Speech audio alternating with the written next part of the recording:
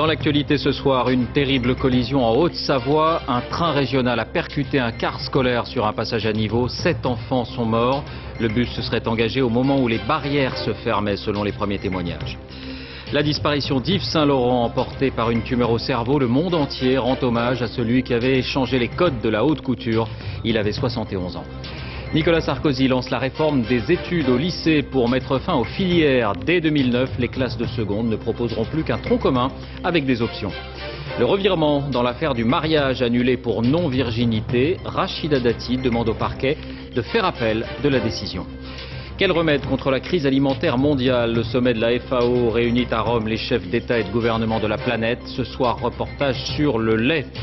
Enfin, la journée à Roland-Garros, pas de miracle pour Julien Benneteau, battu par Roger Federer. Surprise chez les dames, la numéro 1 mondiale Maria Sharapova est éliminée en 8e de finale.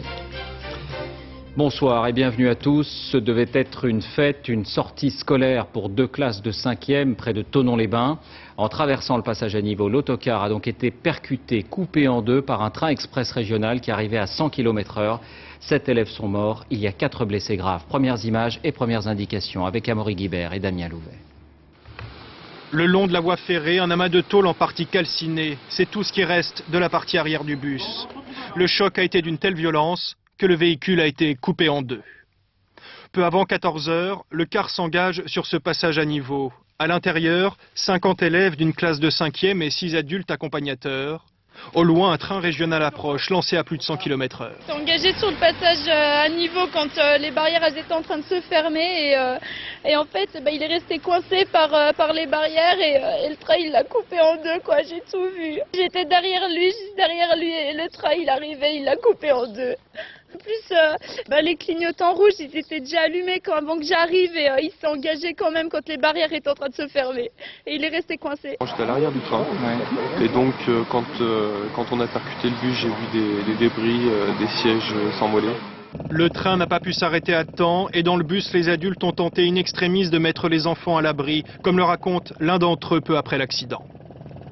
Le CPA, il a dit que le car était...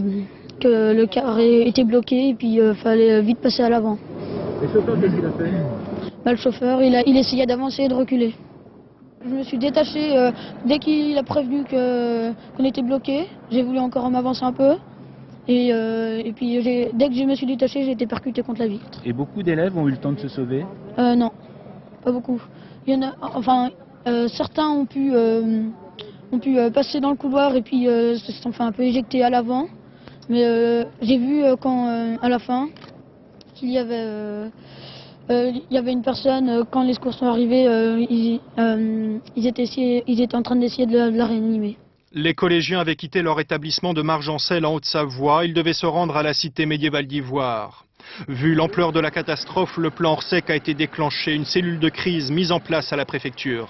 Le bilan ce soir est lourd, 7 élèves tués, 3 grièvement blessés, 14 plus légèrement. Tous les autres ont été examinés par des médecins avant de quitter les lieux en bus, plusieurs heures après l'accident. Il s'agit du plus grave accident de transport d'enfants depuis celui de Beaune en 1982. 2 ministres sont arrivés sur les lieux dès le milieu de l'après-midi. Premier commentaire sur place recueilli par Benoît Gadret et Thierry Monnier. En dépit de la violence du choc, le train n'a pas déraillé. L'avant du TER est certes enfoncé, mais la structure est quasi intacte, ce qui explique l'absence de victimes dans le train. Le conducteur n'a rien pu faire, car au passage à niveau, le bus était déjà engagé sur la voie. Nous avons rencontré l'un des rares témoins. Avant le choc, il a vu le bus bloqué sur les rails. Donc le bus au milieu des 2 barrières, avec une barrière qui tapait l'avant gauche du bus, et après malheureusement le bus qui se faisait percuter de l'arrière par le train. Le bus était bloqué sur les voies. Voilà. Il était, ou pense pas à l'arrêt, ou il essayait peut-être de redémarrer, il a glissé sur les voies. Il était à l'arrêt, je pense. Mais moteur enclenché, peut-être le chauffeur a essayé d'avancer, mais il n'a peut-être pas pu, ou suite aux intempéries, il a peut-être glissé, ou il essayait, je pense, mais il n'a pas pu repartir. Ils n'ont pas eu le temps de sortir. Ils n'ont pas eu le temps de sortir. Ce passage à niveau se trouve sur une petite route départementale. Pour un bus, le franchissement paraît délicat, car la route n'est pas plane. La question est de savoir si le chauffeur s'est engagé alors que le feu de signalisation était allumé. Il y a une chose importante, c'est que ce passage à niveau est placé sous surveillance électronique, c'est-à-dire qu'on est capable de décrypter l'intégralité des événements qui se sont déroulés à ce passage à niveau. C'est l'enquête judiciaire qui permettra de faire cela. Dans les dernières années, il n'y a eu aucun accident sur ce passage à niveau. Il y a eu des bris de barrière. Malheureusement, ça arrive quotidiennement sur les 16 000 passages à niveau automatiques en France. Il faut savoir que nous avons en France 16 000 passages à niveau automatiques et qu'environ 130 accidents s'y produisent chaque année, en diminution chaque année. Transformer un passage à niveau en passage dénivelé coûte cher, entre 5 et 7 millions d'euros. Il reste 300 infrastructures de ce type en région Rhône-Alpes. La SNCF et Réseau Ferré de France font part de leur tristesse, de leur profonde émotion. Les enfants, on l'a entendu, appartenaient tous au même collège de Margencel. Et sur place, c'est évidemment le choc et l'incrédulité aussi. Reportage Denis Sébastien, Philippe Évêque. Un choc, une immense tristesse. Ses parents ont accouru dès la nouvelle connue. Morts d'inquiétude, ils n'ont parfois appris qu'une fois arrivés au collège que leur enfant était sain et sauf. Pour cela, c'est le soulagement, mais en même temps une profonde douleur pour les victimes et leurs familles. C'est un choc. Franchement, c'est un choc.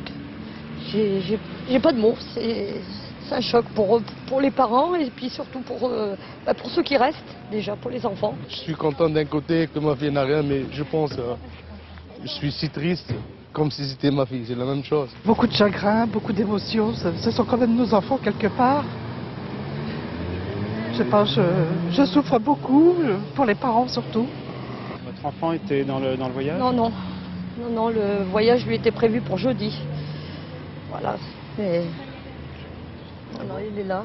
Et lui, il a perdu son meilleur ami et puis on a beaucoup de peine pour tous les gamins, hein, les blessés, ceux qui sont partis malheureusement et puis pour les parents.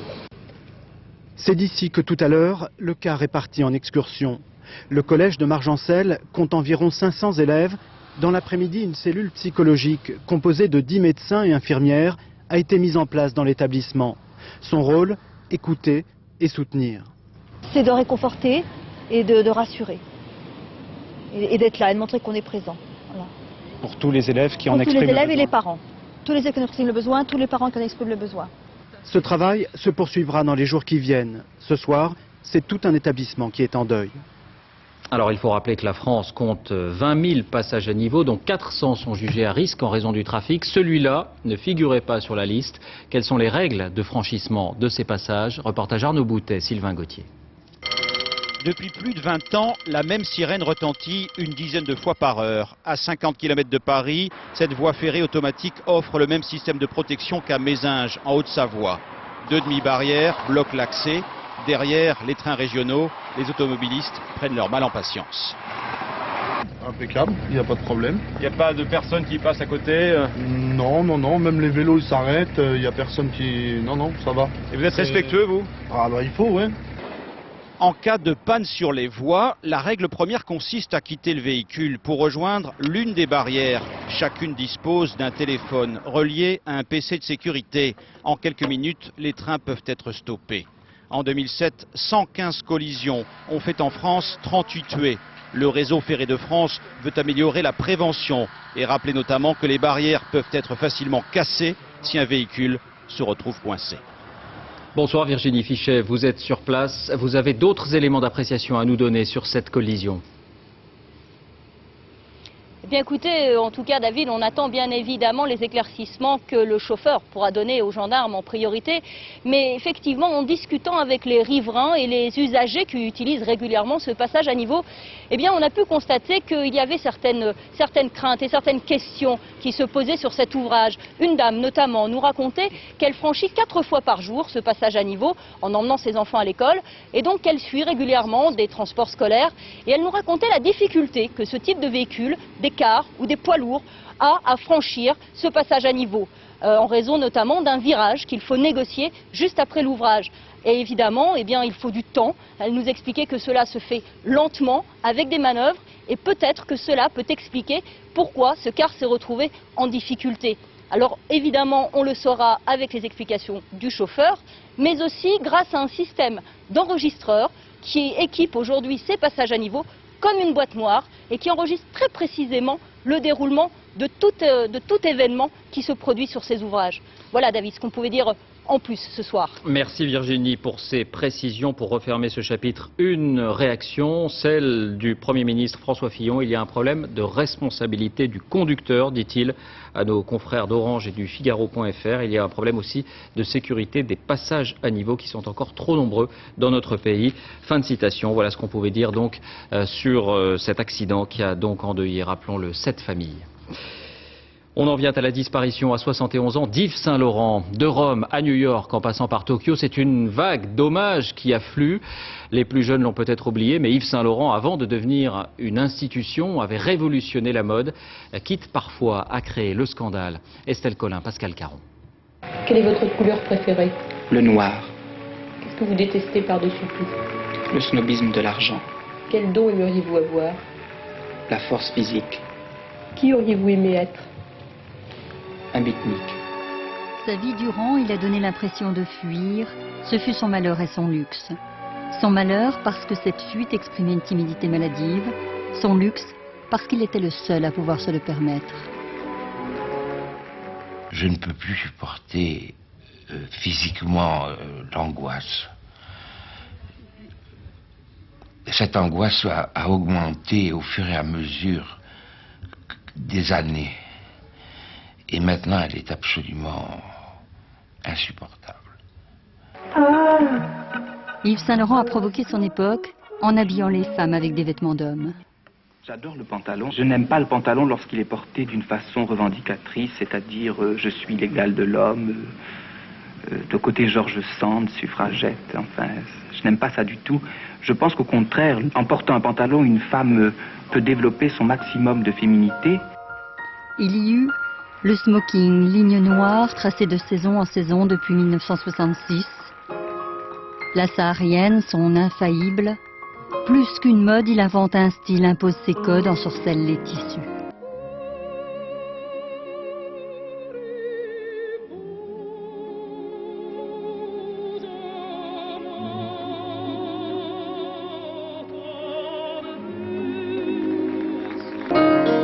Né à Oran, Yves, Henri, Mathieu, Donna, Saint-Laurent passe son enfance en Algérie. Très vite, il construit sa légende. Un jour, mon nom brillera en lettres de feu sur les Champs-Élysées, dit-il. À 14 ans, il s'invente une maison de couture avec clientes et vraies fausses factures. Il joue déjà au grand couturier. Ce jeu sera sa vie. Lauréat du prestigieux concours de la laine, le directeur de Vogue le repère. Grâce à lui, il entre chez Dior en 1955. Et alors Christian Dior m'a dit, écoutez, madame, vous avez votre fils, c'est le seul garçon en qui je puisse avoir vraiment confiance et qui peut me succéder. Christian Dior s'éteindra 3 jours plus tard. Parmi la foule, Pierre Berger. Ils ne se connaissent pas encore, il deviendra son mentor et partagera sa vie. À 21 ans, Yves Saint-Laurent devient le plus jeune couturier du monde, connaît la gloire, atteint les sommets, il n'en redescendra plus. Le château de Blenheim, résidence du duc de Marlborough, a servi d'écrin à l'élégance française. Yves Saint-Laurent était venu y présenter à la princesse Margaret une collection de 136 modèles divers. Janvier 62, avec Pierre Berger, il lance la griffe Yves Saint-Laurent. Première collection, l'année de tous les dangers. Cette fois-ci, il joue sa carrière. La suite, nous la connaissons tous. Dans les années 60, il invente un monde, le déshabille, défie ses règles. Il y eut la collection Mondrian, la Russie, l'Afrique, les beautés noires, l'un des premiers à les mettre en lumière, le choc du fuchsia, du rouge et de l'orange, l'ultime perfection de ses robes de mousseline, les costumes de théâtre et de music-hall. Mes plus beaux voyages, je les ai faits avec des livres sur mon canapé dans mon salon. Il me suffit de regarder un livre sur un pays pour capter ce que je trouve beau. Il y eut aussi ces blouses transparentes qui firent scandale outre-Manche. Lui, nu pour un parfum, et surtout même 30 ans après, ce mal de vivre dont il fit son œuvre, fidèle à cette devise d'Apollinaire, tout, mais terriblement. Fasciné par Proust, cet amoureux d'une femme qui n'était pas son genre était un grand collectionneur. Il partageait sa vie avec Picasso, Renoir, Matisse et Mougik, son fidèle compagnon. C'est dans ce studio, sur cette simple table, qu'il allait tout créer.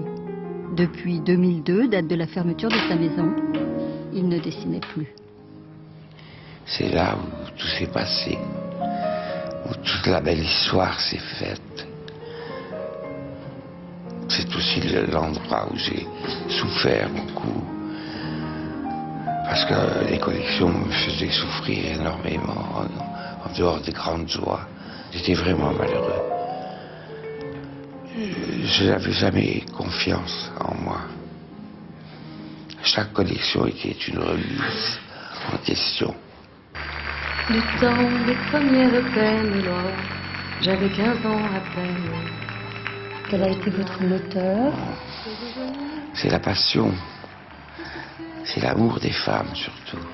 De jamais les déguiser, mais de toujours leur donner confiance.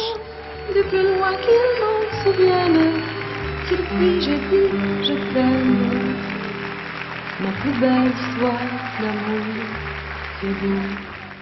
Yves Saint-Laurent est mort la nuit dernière, peu avant minuit, des suites d'une tumeur au cerveau. Ses obsèques auront lieu jeudi. Mannequin, créateur, homme politique, son œuvre est saluée partout et par tous. Jean-François Fier et Sylvain Dauba. Pierre Berger, de retour ce matin au domicile de son compagnon. Le couturier avait 71 ans. Il s'est éteint ici, hier soir à Paris. Nous sommes rencontrés en 1958, nous avons décidé de lier nos vies et nous l'avons fait et voilà.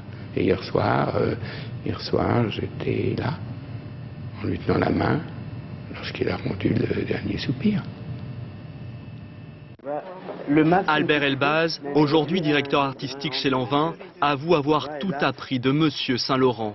Il se souvient des leçons du maître. C'était la veille du défilé haute couture. Et je lui ai demandé à Monsieur Saint-Laurent comment ça va. Il m'a dit horrible, horrible. Je dis mais pourquoi? Il m'a dit je suis tellement stressé à cause du défilé demain. Et je dis après toutes ces années, Monsieur Saint-Laurent, vous êtes toujours stressé? Il m'a dit à cause de toutes ces années. Sur les avenues chics de la capitale, le nom Yves Saint-Laurent en côtoie d'autres tout aussi prestigieux. Mais pour les plus grands couturiers français, jamais Saint-Laurent ne sera une marque comme les autres. C'était un personnage tendre, c'était un personnage doux, c'était un personnage étrange, c'était un personnage cultivé. Yves Saint-Laurent était aussi un couturier visionnaire. Ses clientes les plus jeunes apprécient encore aujourd'hui l'originalité de ses collections. L'esprit Saint-Laurent, c'est juste le chic ultime, c'est ce qu'on peut se permettre de mettre aussi bien pour sortir le soir que pour être dans la rue. La marque survivra à son créateur. Stefano Pilati porte désormais seul les collections Yves Saint-Laurent depuis le rachat en 2002 par le groupe François Pinault. Je ne veux pas être comparé au Monsieur Saint-Laurent, surtout parce que je crois que personne au monde ne peut être comparé à Monsieur Saint-Laurent. Yves Saint-Laurent sera inhumé jeudi après-midi à Paris en présence du chef de l'État et de son épouse. Autre actualité de cette journée, Nicolas Sarkozy justement lance la réforme des études au lycée. Il annonce d'importants changements dans la formation des enseignants. Il indique aussi qu'il souhaite mettre fin aux filières. Dès 2009, les classes de seconde ne proposeront plus qu'un tronc commun avec des options. Anne Guéry, Mathias Second. Mais moi je prononce le mot lycée parce que je veux la réforme du lycée. Et la réforme du lycée, Nicolas Sarkozy la veut pour 2012. Un lycée plus souple, plus diversifié, pour en finir avec la dictature des filières, surtout de la section S, comme scientifique. On prend le log de chaque membre. Le système des filières, pas dominé, écrasé par la section scientifique, est totalement déséquilibré et ne remplit pleinement aucun, je dis bien, aucun des objectifs recherchés. Première étape du nouveau lycée. 2009, rénovation de la classe de seconde. Plus généraliste, elle devra aider l'élève à choisir son orientation. Puis en première et terminale, décloisonnement des filières pour que l'élève construise son parcours en choisissant ses options. L'autre axe de la réforme, c'est la formation des enseignants. Instituteurs comme professeurs auront un niveau Bac+5. La formation et les concours seront assurés par l'université, ce qui signe la fin des IUFM, les instituts de formation des maîtres. C'est le toute université, et il fallait quand même le faire. C'est un recul scandaleux, extrêmement inquiétant, de la partie professionnalisation dans la formation des maîtres. À enseignants plus diplômés, rémunération plus élevée, surtout en début de carrière, c'est ce que promet le gouvernement. Redistribuer aux profs les bénéfices réalisés avec les suppressions de postes. Un peu plus tôt dans la matinée, François Fillon et les ministres Xavier Darcos et Rachida Dati ont effectué une visite dans un lycée parisien sur le thème de la prévention contre la drogue. Visite, vous le voyez, qui a été perturbée par des manifestants contre les suppressions de postes. Un gendarme a été sérieusement blessé à la main. 3 lycéens ont été interpellés avant d'être relâchés. Image signée Philippe Turpot. Le changement de pied du gouvernement dans l'affaire du mariage annulé pour non-virginité. Dans un premier temps, vous le savez, le ministère de la Justice avait en quelque sorte justifié la décision. Aujourd'hui, Rachida Dati a finalement demandé au parquet de faire appel. Explication Dorothée Cochard, Christophe Kenck. La semaine dernière, un mariage civil est annulé. Raison invoquée, la mariée n'était pas vierge. Elle avait donc menti sur une qualité considérée comme essentielle par son époux. La décision crée alors une polémique dans le pays, mais Rachida Dati, ministre de la Justice, se satisfait dans un premier temps de la décision. Elle permettait à la femme d'échapper aux possibles pressions familiales. Mais aujourd'hui, revirement. La garde des Sceaux demande au parquet de faire appel de la décision. Et le Premier ministre lui-même, François Fillon, sort de sa réserve pour commenter l'affaire. Je ne souhaite pas que l'on puisse faire demain de la virginité un élément constitutif de ce consentement du mariage. Le message est clair, le gouvernement veut éviter qu'un tel jugement ne fasse jurisprudence. Pour l'avocat de l'ex-marié, cette nouvelle position politique est embarrassante car l'ex-épouse était satisfaite de cette séparation. Elle désirait cette nullité du mariage pour être sortie des liens du mariage, même si elle savait que ce n'était pas la solution la plus satisfaisante intellectuellement. Mais c'était pour elle tourner une page dans sa vie et redémarrer vers autre chose. La cour d'appel de Douai va donc devoir réexaminer la nullité de ce mariage. Et ce soir, notez que Mots Croisés revient sur le sujet. Débat à suivre autour d'Yves Calvi à partir de 23h10. Justice encore en bref, comme son époux Michel Fourniret, Monique Olivier indique qu'elle ne fera pas appel de sa condamnation à la perpétuité devant la cour d'assises des Ardennes la semaine dernière. À Nantes, le petit Antoine, ce garçon de 8 ans repêché entre la vie et la mort dans un lac, a quitté l'hôpital. Il va mieux, il a été placé chez son grand-père. Quant à l'ex-compagnon de sa mère, il est toujours en garde à vue. De sources proches de l'enquête, on indique que ses explications sont fluctuantes. Sur place, François Privat, Virginie Charbonneau. Cet après-midi, loin des caméras maintenues à l'écart, en présence de l'ex-concubin de la victime, des plongeurs de la gendarmerie ont inspecté une rivière proche de Chaland. Côté enquêteur, peu de choses ont filtré sur les auditions qui ont débuté voilà plus de 24 heures. Vous imaginez que cette audition est fluctuante et en tout cas n'est pas forcément celle que vous pouvez imaginer ou que l'on a pu entendre ici et là comme étant à ce stade déjà des aveux. Pour la première fois, le père de la victime accepte d'évoquer le compagnon de sa fille, suspect numéro 1 dans l'affaire. Bon, je sentais chez lui quelqu'un de courageux, de travailleur, de correct.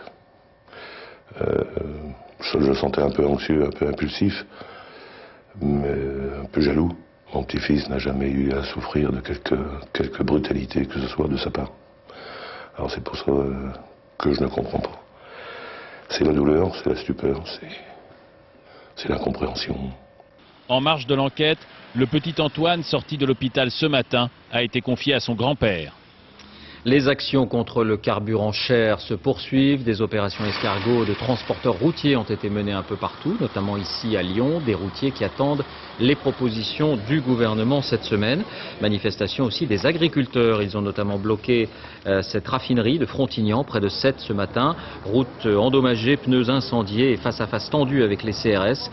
À noter que les ministres de la zone euro réunis à Francfort ont critiqué la proposition fiscale de Nicolas Sarkozy de plafonner la TVA sur les carburants. Et puis, il faut signaler que les taxis, eux aussi, entrent dans la danse. Eux aussi ont participé au blocage ou au ralentissement. La profession a un autre motif de protestation. Une manifestation était organisée récemment contre le développement des taxis clandestins. Enquête Pierre Monégier, Emmanuel Morel. Taxi, monsieur. Hein? Taxi. Nous sommes gare du Nord, en caméra cachée. En moins de 5 minutes, cet homme nous propose un taxi. C'est un vrai taxi parce qu'on entend parler des faux taxis. Ah oui, ça, avec la licence et tout. En réalité, c'est un chauffeur clandestin. Il ne s'en cache pas longtemps. Je suis tout. Ok. Je suis le rabatteur, le chauffeur, le porteur. D'accord. Voici son taxi. Pas de lumière sur le toit, pas de vignette, pas de compteur. Il insiste pour que l'un de nous monte à l'avant, plus discret en cas de contrôle de police. En général, c'est rapide, un petit quart d'heure. Moi, j'en ai fait 17 ans taxi parisien. Pourquoi vous avez arrêté? Parce que c'est trop difficile. Trop difficile, j'arrivais plus à assumer. Au bout de 17 ans, j'étais saturé. Nous, on prend un peu plus cher parce qu'on a moins de clients et plus d'attentes. Ça revient pareil, question d'argent, plus ou moins, même légèrement, eux, c'est mieux. Mais nous, par contre, on travaille beaucoup moins physiquement. Travailler moins pour gagner plus. 30 € pour cette course, c'est 2 fois plus cher qu'un vrai taxi. Vous aviez le droit de nous prendre comme ça en nous appelant? Non, on n'a pas le droit. C'est-à-dire? Non. On appelle ça racolage. On n'a pas le droit. Si on est chopé par le policier, c'est un bébé. 135 € pour racolage, jusqu'à 15 000 € et 1 an de prison pour exercice illégal de la profession de taxi. Retour Gare du Nord. Cet homme vient de faire monter une touriste à bord de cette voiture banalisée. C'est ce qu'on appelle les taxis clandestins. Lui est rabatteur. Il prend tous les risques à la place du chauffeur. Son contrat tient sur ce bout de papier. Le faux taxi lui a prêté 2 300 €. Voilà. Et en échange, vous travaillez pour lui? Voilà, exactement, t'as tout compris. Vous racolez? Voilà. Il serait entre 200 et 1000, sans licence, sans assurance, parfois même sans permis. Contrairement aux taxis officiels, rien ne garantit qu'ils n'ont pas de casier judiciaire. Une concurrence déloyale pour les taxis parisiens qui, eux, déboursent 160 000 € pour travailler en toute légalité. Nous, on paye et on subit à chaque fois les conséquences, les assauts de la police et ainsi de suite.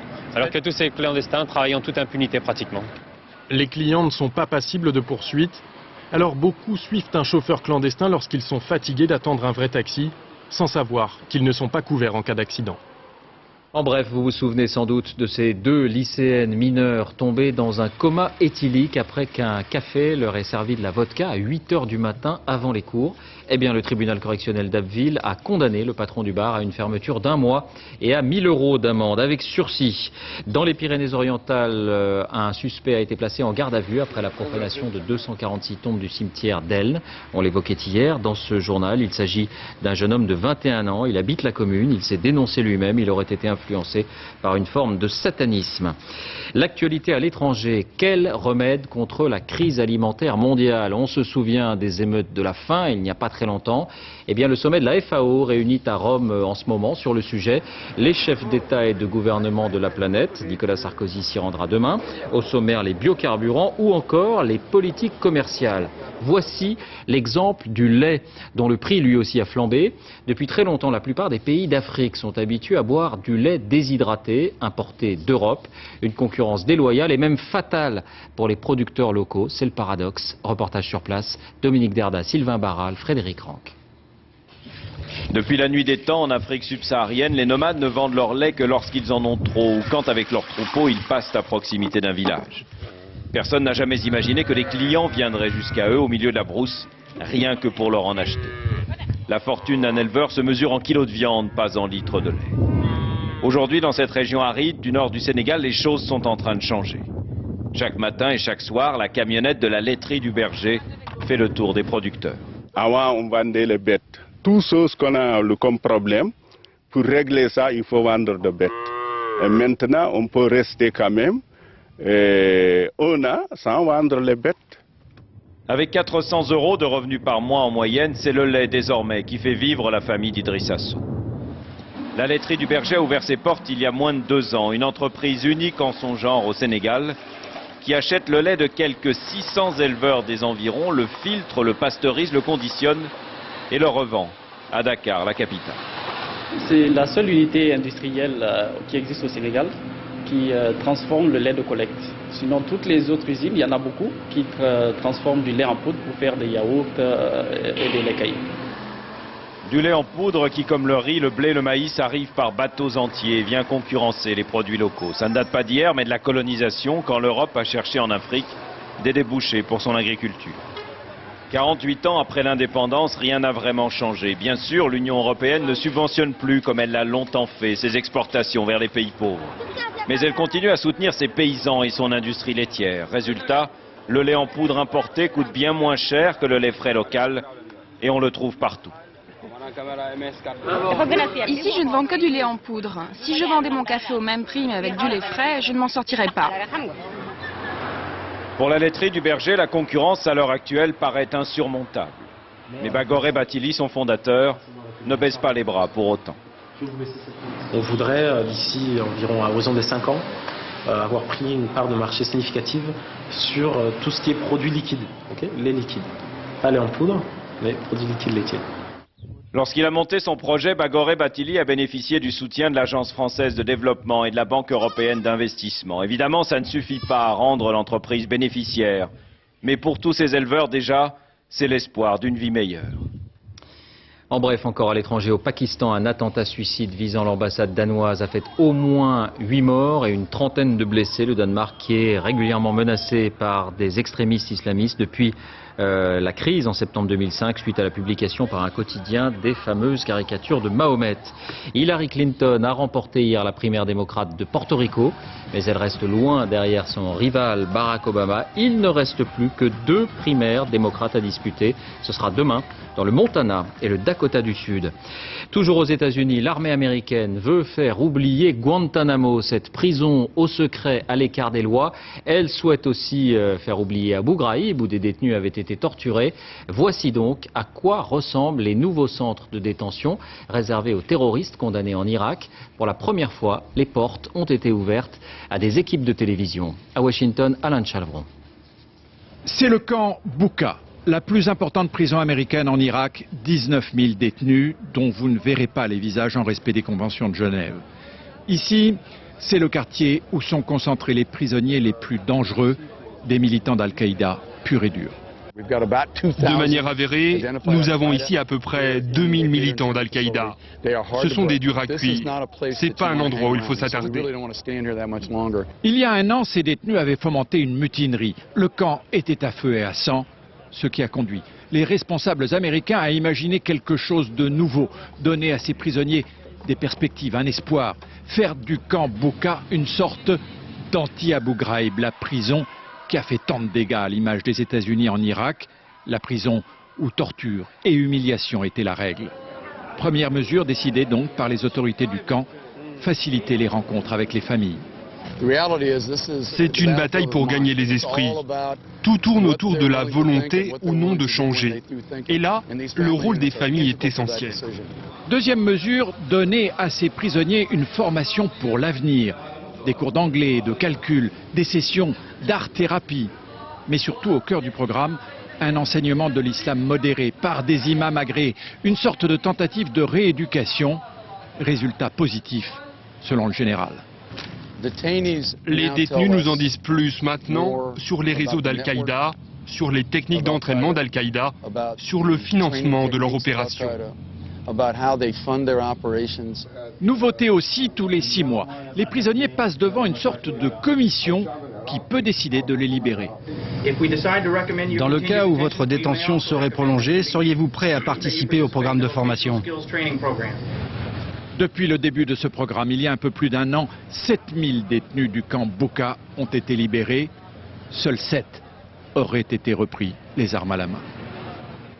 Près de Los Angeles, des nouvelles de ce violent incendie qui a détruit une partie des studios Universal. Les flammes ont dévasté des studios de tournage et aussi plusieurs décors emblématiques, dont la place centrale du film Retour vers le futur.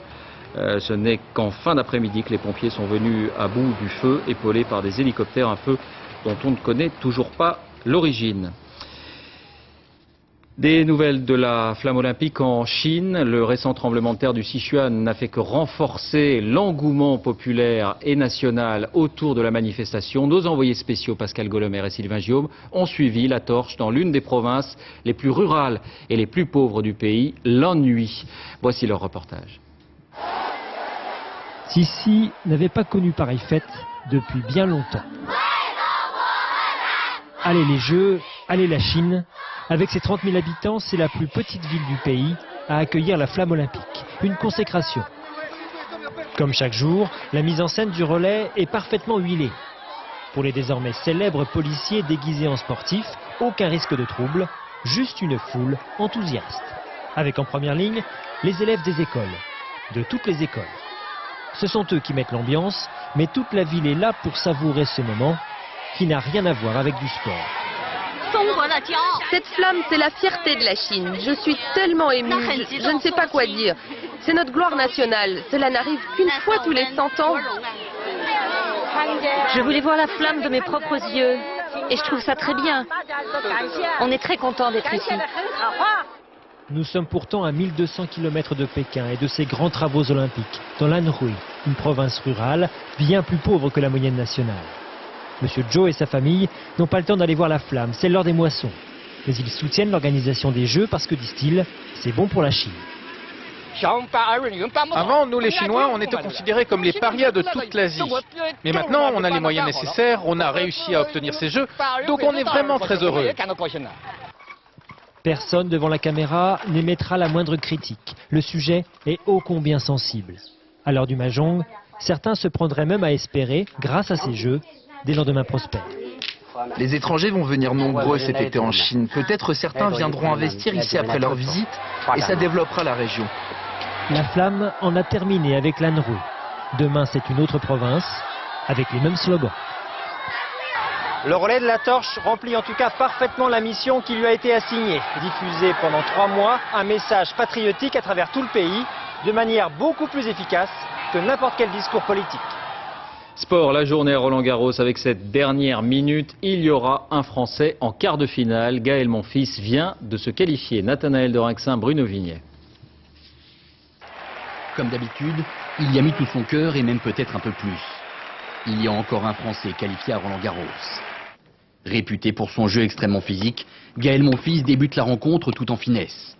Ljubicic visite le court. Il tente de s'accrocher au rythme imposé par son adversaire, en vain. Après 50 minutes d'un combat acharné, Monfils prend l'avantage au jeu décisif et remporte la première manche.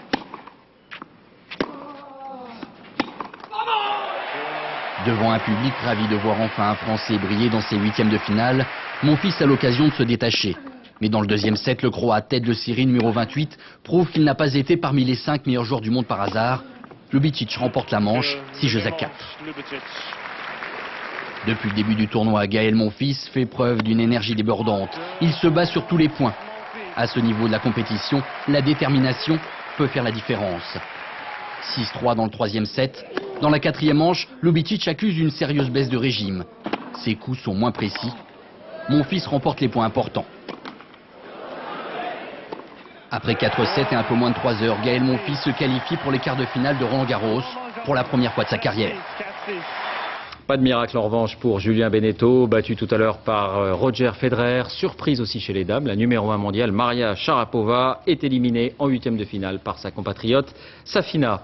Un mot de football, mauvaise nouvelle pour la France, mais c'est une confirmation. Son capitaine Patrick Vieira, on va découvrir quelques images, sera bien forfait pour le match contre la Roumanie, le premier match des Bleus qui ont reçu tout à l'heure la visite de Nicolas Sarkozy, le président de la République, qui a déjeuné avec toute l'équipe et avec Raymond Domenech.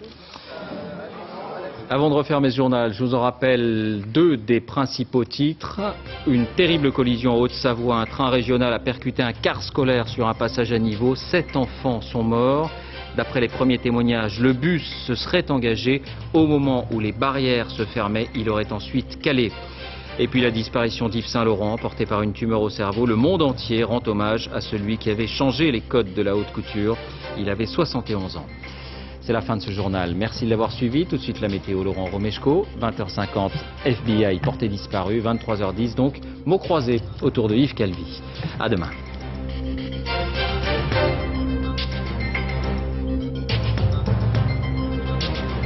L'info en continu, c'est aussi sur France2.fr.